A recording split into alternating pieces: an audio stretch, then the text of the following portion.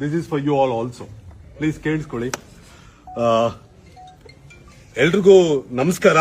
ಇವತ್ತು ಶೋ ಮಾಡ್ತಿರೋ ಉದ್ದೇಶ ಒಂದೇ, ಇದು ನನ್ನ ಕೊನೆ ಶೋ ಆದ್ರೂ ಪರವಾಗಿಲ್ಲ, ನನ್ನ ಕೆರಿಯರ್ ಕೊನೆ ಶೋ ಆದ್ರೂ ಪರವಾಗಿಲ್ಲ. ಇಟ್ಸ್ ಅನ್ ಓಪನ್ ಚಾಲೆಂಜ್ ನಾನು ಮಾಡ್ತಿದ್ದೀನಿ. ಒಂದು ಸಿನಿಮಾಗೆ ಒಂದು 10 ಸರಿನೋ 20 ಸರಿನೋ ಹಾಕಿದ್ರೆ ಸೂಪರಾ? ನಾನು ಬೆಟ್ ಕಟ್ತೀನಿ ಇವ್ರೆ. This is my open challenge. ಇಲ್ಲಿ ಕ್ರೌಡ್ ಇದ್ದಾರೆ, ನೋ ಫೋರ್ಸ್, ನಥಿಂಗ್.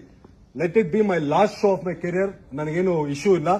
ನಿಮ್ಗೆ ಇಷ್ಟವಾದಲ್ಲಿ ನಿಮ್ಮ ಎಂಜಾಯ್ಮೆಂಟ್ ಇಡೀ ಕರ್ನಾಟಕ ಸದ್ದಾಗಬೇಕು, ಅದಕ್ಕೆ ನಾನು ಈ ಶೋ ಆರ್ಗನೈಸ್ ಮಾಡಿದ್ದೀನಿ.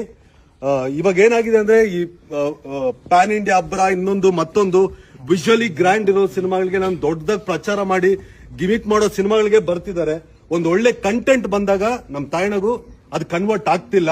ಅದು ಒಳ್ಳೆ ಕಂಟೆಂಟೋ ಇಲ್ವೋ ಇವ್ರ ರಿಯಾಕ್ಷನ್ ಗೊತ್ತಾಗುತ್ತೆ. ಅಂದ್ರೆ ನಾನು ಎಲ್ಲಾರ್ಗು ನಗರಿ ಇದೆಲ್ಲ ಹೇಳಕ್ ಆಗಲ್ಲ. This is not my control. ಇವ್ರು ಯಾರು ನನಗೆ ಪರಿಚಯ ಇಲ್ದಿರೋರು ಇವತ್ತು ಈ ಶೋಗ್ ಬಂದಿದ್ದಾರೆ.